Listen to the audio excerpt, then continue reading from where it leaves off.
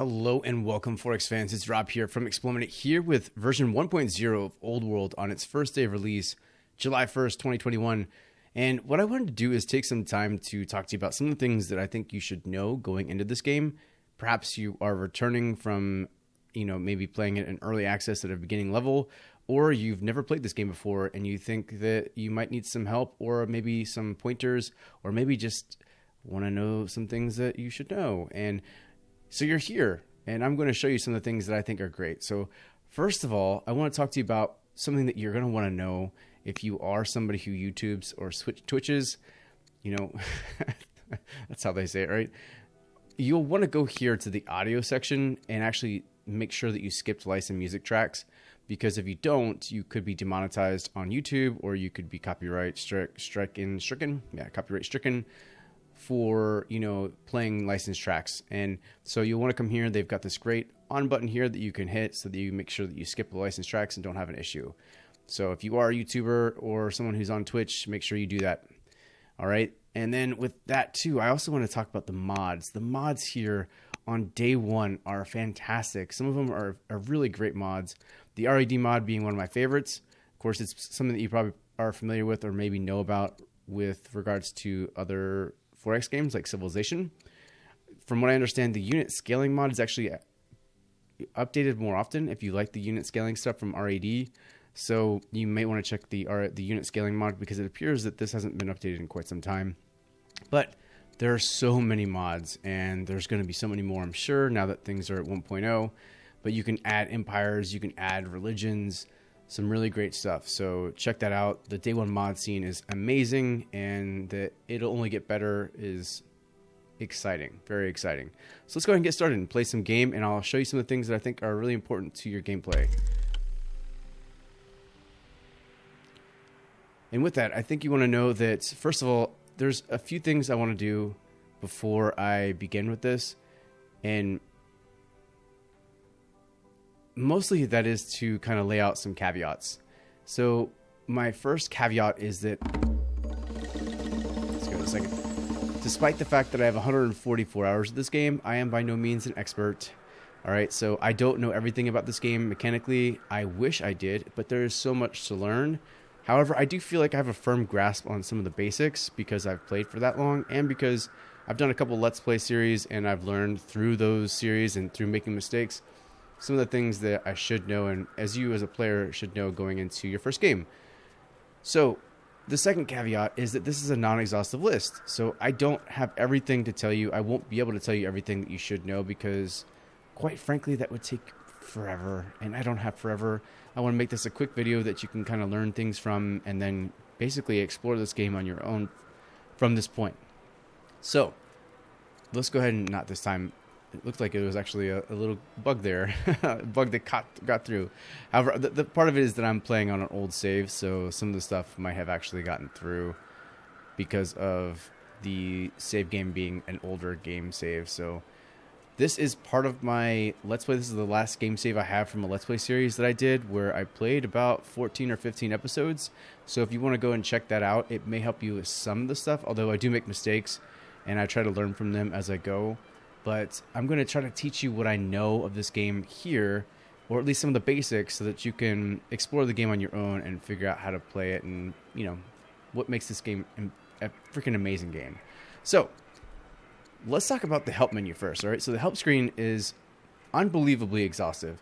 You can find anything you really want through this help menu here. Okay, there are resources, religions, the concepts, various characteristics and stuff like that, where you can learn about all those things, what they mean, what each of the traits mean.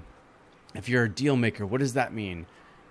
Any of these things that really kind of help you understand the game and the concepts of the game and some of the nomenclature of the game as well. Another great thing is that if you find a keyword here, like let's go to deal maker, and you want to learn more about what those things mean in that tooltip, you can go ahead and hit that middle mouse button, and it'll lock this tooltip on the screen. You can also shift click that, and it'll do the same thing. So you can either shift click it or middle click it, and then you can come over here and do the exact same thing with these. So I'm like, wow, okay, cool, caravan. But what is a caravan mission? Well, I'll come up here and I'll look and hit that. And then I can actually, this is how deep it goes, right? It's a rabbit hole. I can now middle click caravan mission to learn about money. And it just keeps going. I can keep doing this so that every single key term that I see, I can lock onto the screen and look through the keywords with the tooltips. And it's fantastic. It is an amazing system. It was likely pioneered by John Schaefer with At the Gates, but Mohawk Games has taken it to the next level and has made it extremely easy to navigate, and I love it. So, when in doubt, go to the help menu and start looking through those fantastic tooltips. It's a great tool, pun intended, and it's also just a really great way to learn the game in a lot of ways that you wouldn't if you didn't, if a game like this existed without a tooltip system like that, it would be much more difficult to learn a lot of the concepts, but Mohawk thought of it all. It's great stuff. So one of the things there's a few things that I want to talk about. So the first thing is that I want to talk to you about the order system, which is a fantastic system in this game, and it really is truly an innovation in 4X in my opinion.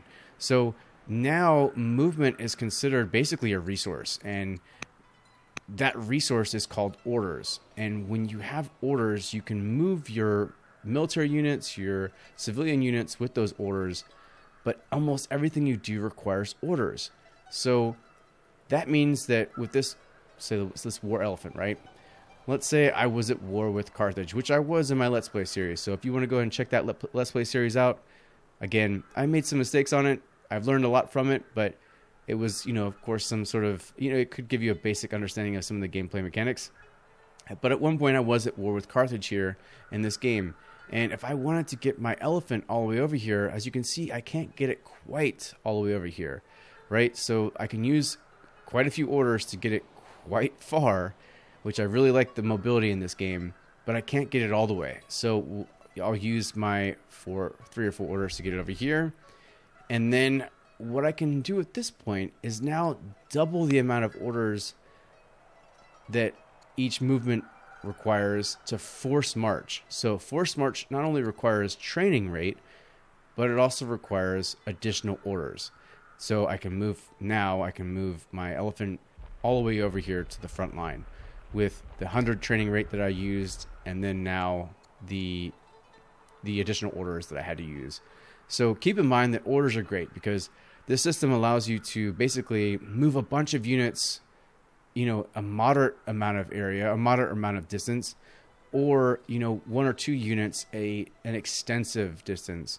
And that helps you kind of really, at this point, a lot of my major cities are back here. Some of the cities that are producing my war machine are all the way back here. And if my battles are over here, then using orders to get them to the front lines as quickly as possible is a really awesome mechanic, and it also really helps your war efforts. So keep that in mind. So orders are actually accumulated by a variety of different ways, mainly through your cities. So your cities are going to be able to build a variety of different improvements that will increase your orders rate, and a bunch of different events that you'll go through will increase your orders. And probably just as importantly as your cities is your legitimacy. So 1/10 of your legitimacy is converted into orders. So legitimacy is basically accrued through how well you do with each of your characters that run your empire.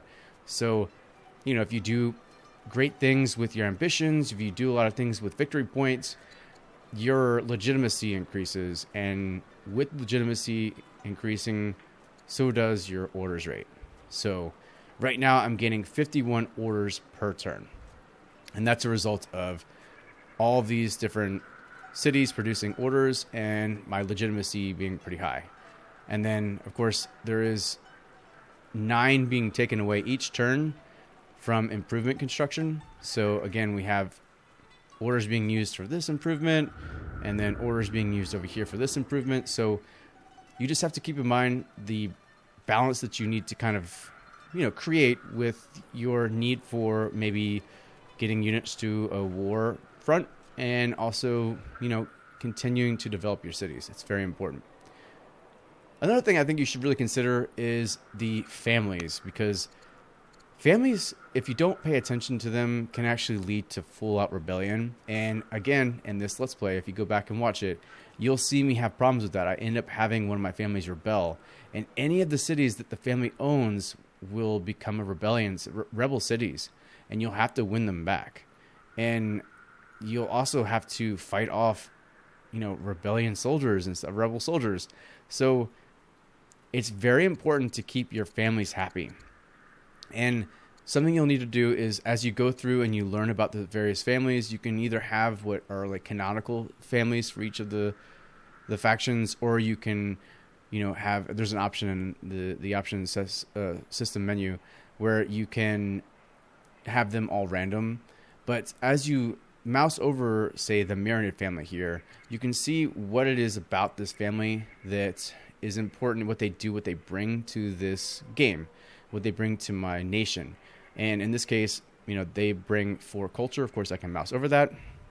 And just so you know, I've gone ahead and hold shift as I've come over here. I've moused over Myriad and I've held shift so that I can come over here and now look. I could have done this and also hit the middle mouse button too, and that would have done the same thing. So I can come over here and I can see that this symbol means culture. So they add 4 culture per year for each of the family cities. They also start with ingenuity with their siege and ship units. They also produce 20% more output in their mines and lumber mills. So these are things that you want to consider when you choose your families, right? But also remember that this family seat, which is the very first city that you give to a particular family, has a particular, bonus, asymmetric bonus. And in this case, this family reduces the time to build improvements by 2 years. So the family seat of this particular family will always build urban improvements faster. So really cool stuff, right? And then you can look at their opinions preferences. So they pillage improvements inside territory will reduce their opinions by -20, but their luxuries if you give them luxuries, they'll increase their improvement or increase their opinion by 20, and so on and so forth. So those are really important because, like I said, if you don't keep them happy, they will rebel. And the more happy a family is, the more powerful the units that come from cities made by them are. So if you can see here, actually, this is not the right one. Let's go over here and look at, where's my elephant? Where'd my elephant go? There you go. All right, so my elephant. Well, let's go ahead and see. Things have changed just a little bit, so give me a second here. All right, so I'm trying to find where it is that the city, the family emblem is. Right, so my apologies. It's right there. So the Myriad family, right? So this is owned by the Myriad family. And what that means is that if I'm not in good standing with the Myriads, this is actually going to be a worse unit. But because they're pretty much decent with me, it's actually just a decent unit, right? It's not going to have any malices or bonuses. But if I had, say, an Arcicid unit, then, and maybe perhaps one of these units are, so we do have an Arcicid unit here.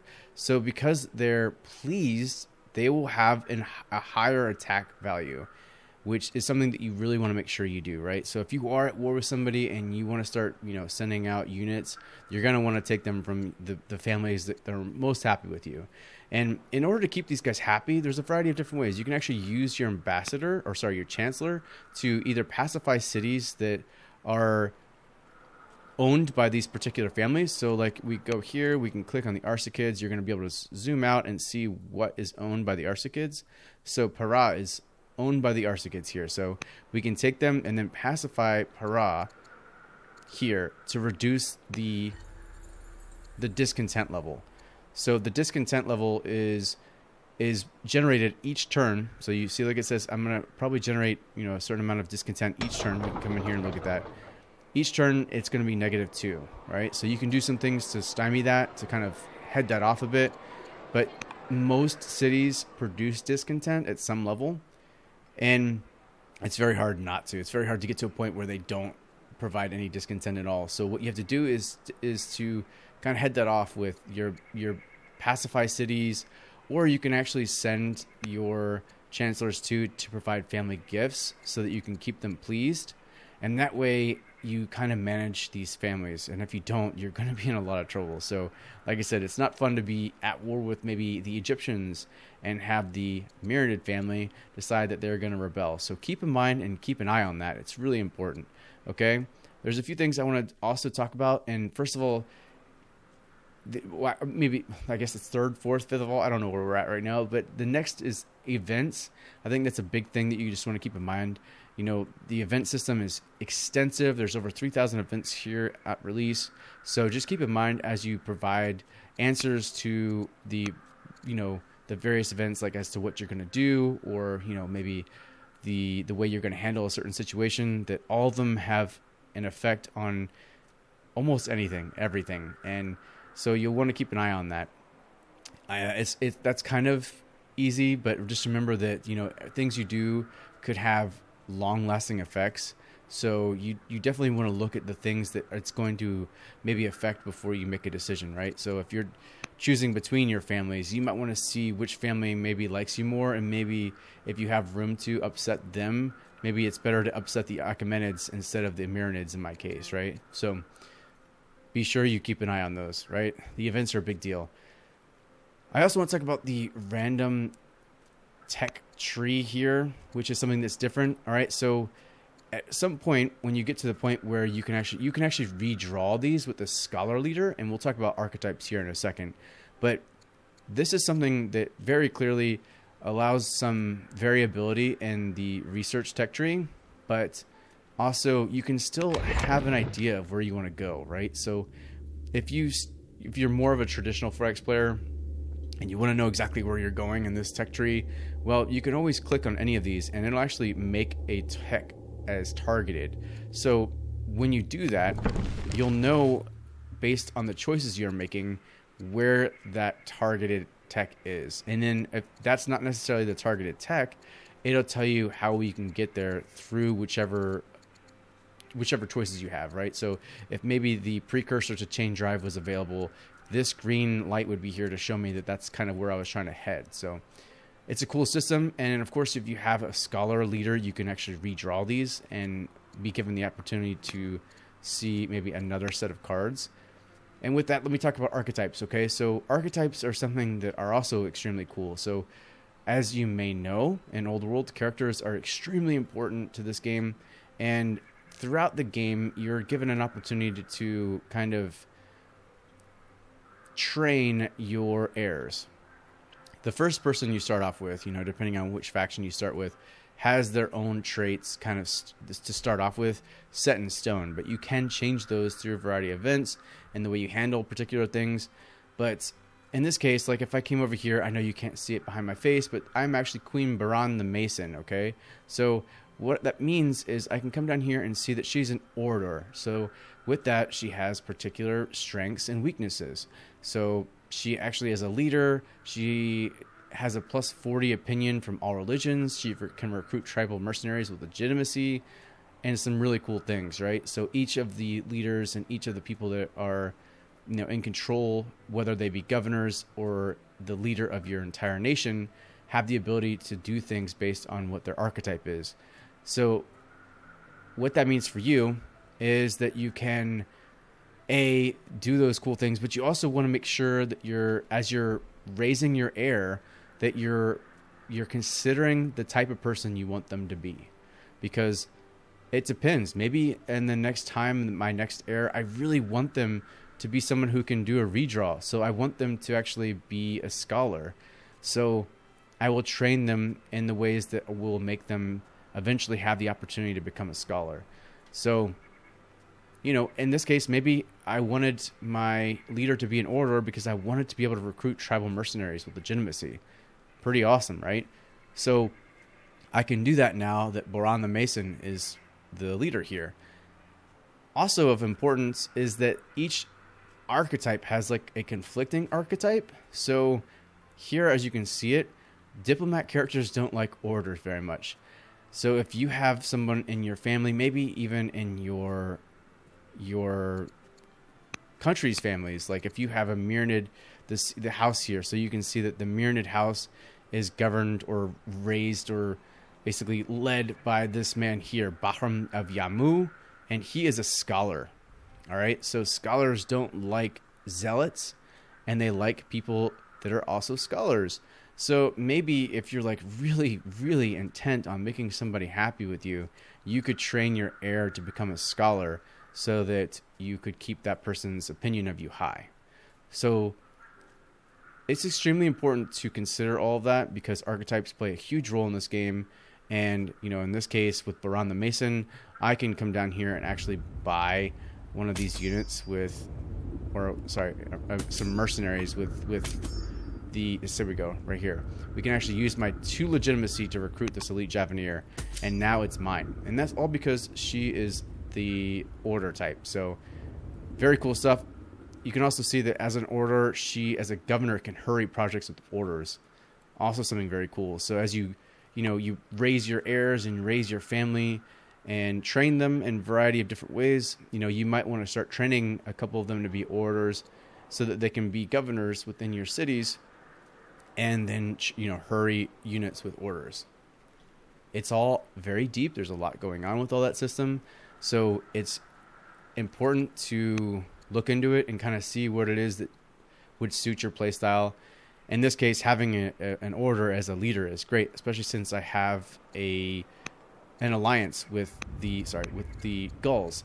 So I'm in a tribal alliance with the Gauls, and being able to recruit their units with a couple legitimacy is a big deal. It's really helpful. So that would be something that I could consider as I made my way through this game. All right, so let's see what I've got else here. There's also other things with regards to that. So she's Queen Boran the Mason. So the Mason means basically we can come down here and we can actually see what the cognomen means. So cognomen here means that improvement's finished. She has basically progressed through this, and it gains the Mason gains her 10 legitimacy. So as you make your way through this game and you start to see cognomen basically unlocked, you can see how it is you did so, and then what it is that it does for your person. In this case, the Mason gave me 10 legitimacy, and other cognomen actually give you different bonuses and stuff like that too. So great stuff. All right, another thing that I want to talk about real quick, and then there's maybe one other point that I want to make, and then we're going to wrap this episode up, is the use of specialists, right? So as you can see, this particular city is actually pretty expansive, right? Parsa is one of my founding cities, if not my founding city, I can't remember. But with it is producing quite a bit. And if I saw something on the outskirts here that I really wanted, maybe I wanted this spot here or something like that, or maybe I wanted to expand its borders in any way, what you do is you use specialists to expand borders. So as you can see, here it says farmer specialist, right? I'm going to go ahead and right click on it. And it says +5 food per year, +1 growth per year, +1 science per year, and then it spreads borders.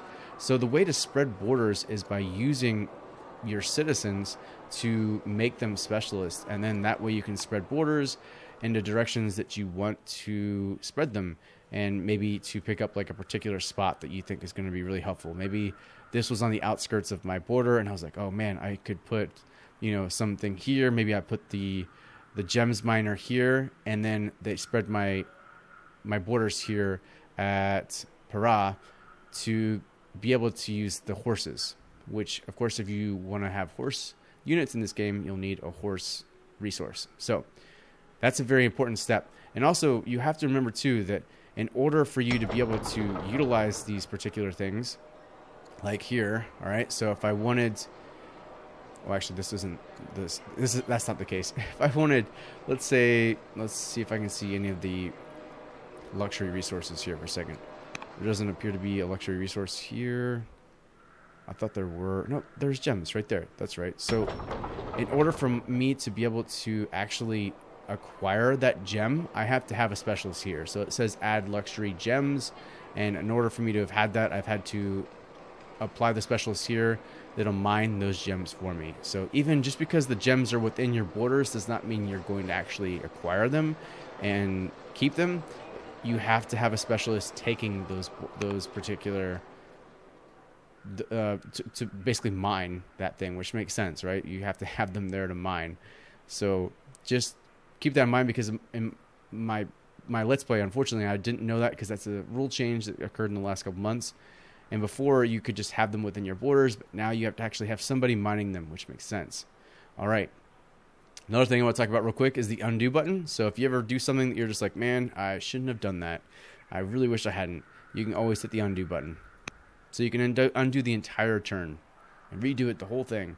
So you're like, all right, cool. Well, let's redo what I just did. Yep, I could undo that, man. I was like, man, you know what? I didn't need to buy these, but, you know, I really don't think I need them. So I'll just undo the last move, which is great. All right, so and another great thing, because sometimes you just do something either A, by mistake, or B, because you're just dumb and you're not thinking about it, like me all the time. And that helps a lot. So just make sure that you are, you know, aware of the fact that you can undo moves. All right. So a couple more things, just real quick. When you play this game, just be aware that the AI nations can be more advanced than you. They start in different positions, so they can be more established than you at some level. And so if you're starting a game and you see that the Egyptians already have a couple cities, perfectly normal. It's how the game is played, right? So that's something that I also didn't know until recently, where in this particular Let's Play myself, I was kind of caught off guard by the fact that I think it was Carthage and Egypt were both kind of like way ahead of me at first. And I thought, wow, how is it that they're able to do this? There seems to be some sort of cheating or something. But the truth is that they're actually just given early starts. So they kind of give you a little bit of challenge. It's sort of like if you think about Stellaris and how some of the civilizations in Stellaris are given massive boosts. Well, in this case, it's just somewhat different, right? They're just somewhat different, maybe more established, but they're not like superpowers yet most of the time, every time. I'm pretty sure they've never been, I don't know. I've never played a game where there was like a superpower already established. So, you know, this is a game that you just want to consider that is very different than Civilization or any other 4X game. It plays very differently. You know, the characters are a huge driving force, and with that, you want to make sure that you are aware of the archetypes and stuff like that I showed you. You know, how your relationships are working out with them, how to use them. You know, I would go through and see how it is you use a spy master. So spy masters can steal research. They can, you know, set up agent networks. They can slander nations. They can infiltrate nations. And all that stuff does a variety of different things that you'll be, you know, that you'll want to do, that you'll want to consider every time you play this game. And of course, all these aren't unlocked immediately. They're actually unlocked through the tech tree. I'm just a bit farther into the tech tree. As you saw, I was about 3/4 of the way through the tech tree. So, you know, the only reason I have a full council here is because I've unlocked everything. So, you know, this is something to really consider. And I would say that that's probably it. I'm looking at my list here just to make sure. Yeah, it looks like that's pretty much how things work in this game to the most basic level. We could go over religion real quick. I will say that religion is something that initially you probably start off as a paganism. Like you start off with paganism for whichever faction you've created, like Egyptian paganism. And eventually, see, as Egyptian paganism here. But eventually you do like unlock or, you know, found a variety of different religions. And maybe you never do yourself, but really these religions are founded. And, you know, the impact they have on the way other people see you and the way that you can kind of control your people into being happy is important to really understand. So I would say look into that quite a bit. That's probably an entire episode worth, to be honest. That's a gameplay mechanic that is way deeper than you'd expect. So yeah, it's something that you want to really just look into, and also be aware of the fact that there are ways to level up your religions, you know, through the use of your, I forgot what they're called, missionaries, I believe. I'm sorry that I don't remember the exact name. But basically you can use your missionaries to level up your, disciple, there it is, sorry. You basically are able to found theologies that will kind of level up your religions with disciples. So something to consider, and everything that you do either requires civics, you know, requires orders and civics, requires training rate, all this stuff. So just be be very aware of what it is that things require and make sure that you're doing your best to kind of get everything going as best you possibly can. And a lot of that is through the focus of some, like at least somewhat of the focus you have on your infrastructure development. And a lot of it also too is just how, your events and stuff play out, because some of the events can really kind of work to your favor and provide you a huge bonus to a lot of your resources here too. You can also get resource bonuses through the tech tree. If you saw here, you can actually occasionally be given a card that will land you a free Cataphract Archer or something like that, or a big bonus to your stone or something like that. So those are ways to there's a bunch of different ways to get resources in this game, but a lot of it comes through your infrastructure and how you develop your cities. So just want to double check to make sure that I've got the things that I want to do. A lot of the other stuff is really, I think it's probably best that you learn yourself. This is a basic, kind of foundation of what Old World's about, and some of the things that, you want to really make sure you understand and consider as you make your way through this game. This is one of my favorite 4X games in some time, and I'm not just saying that because I'm, well, first of all, I'm not saying that for any reason. I'm just saying that flat out, objectively, this is one of my favorite 4X games in some time, because I think the balance of strategic thought and decisions and the character development stuff is really hitting the notes for me. And if you want to, you can go check out our review at www.explorminate.co, where a good friend of mine, Omar, wrote his review completely independently of my thoughts or opinions or anything like that. I didn't say anything to him. He's one of our best writers here at this site, and he gave it a really great score. And it's a score I completely agree with, despite how great it is and how high it is. I mean, Soren Johnson and Layla Johnson and the rest of Mohawk have really just nailed this game. And I'm happy to answer questions that I can. And just with the caveat, again, that I'm not an expert, but I'm happy to, provide some insight into things that maybe I have learned. And, if you guys have any questions about the game itself, or, where you can get it, or, if it's coming to Steam, because that seems to be every question ever. But if you have any of those questions, please feel free to leave them in the comments below. And if this has helped you, please leave a like. And if it didn't help you, leave a comment below and tell me what you need to hear, and I'll do my best to do it for you. So hopefully this has helped some of you kind of get a basic understanding of this game and how different it is from every 4X game. It is not Civilization. It is so very far away from Civilization. I mean, not only are you stuck in the same era, which I think works really well for this because of the character development and stuff, but it just doesn't play like it in a lot of ways because of all the logistical stuff, the orders rate, like just how important it is for so many things. I can't even begin to describe it. Like, I mean, the fact that there's characters here that you have to really be very mindful of, and families and all these things that you can do.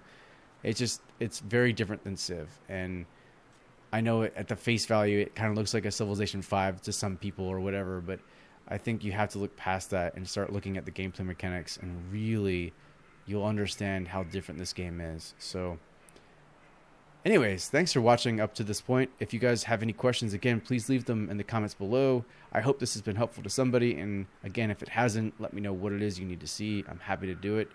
And maybe I will go into some of the more in-depth gameplay mechanics here in a future video if you guys would like to see anything.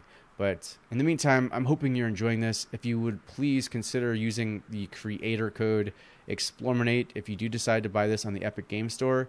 I don't know anything about when it's coming to Steam or if it's coming to Steam at this point. I imagine it is, but I don't know that for a fact. And if you do end up deciding to buy it, which I personally wholeheartedly recommend, but of course everybody's different, please use the Explorminate code, the Explorminate creator code, because we get a little small portion of sales, and it's awesome. It really helps the site and helps what we do. So thank you so much for watching. This is Rob from Explorminate, and until next time, keep exploring.